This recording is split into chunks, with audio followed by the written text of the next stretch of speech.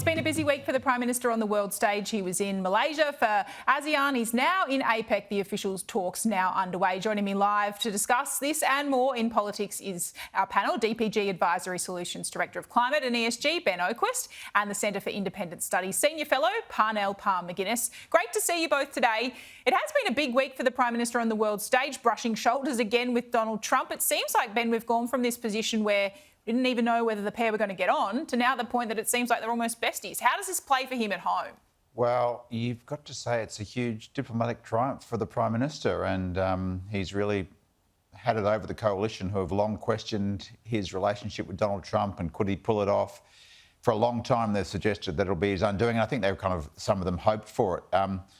But on that measure, it's been a complete triumph for the Prime Minister. Now, for those on the left of politics, it can be a bit cringe-making watching Donald Trump tap you on the shoulder.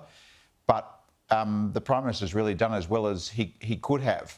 I guess the wider, longer-term question is how does that set Australia up? Because Donald Trump agreements really can't be relied upon. And I think that's the change in the kind of geopolitical structure of the world and for Australia, is that it can no longer rely as it once did on its greatest ally.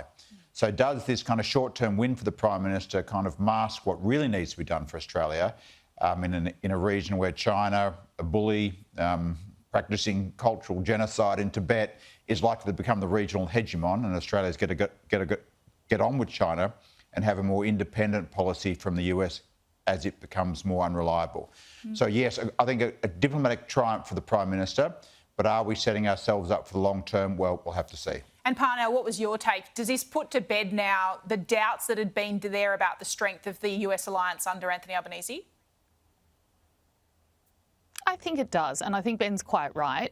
It was a triumph for the Prime Minister, and to call it anything else would be churlish. I echo his thoughts on the concerns that the left might have around this. I'll be very curious to see how that's received back home, given how unpopular Donald Trump tends to be among Australians.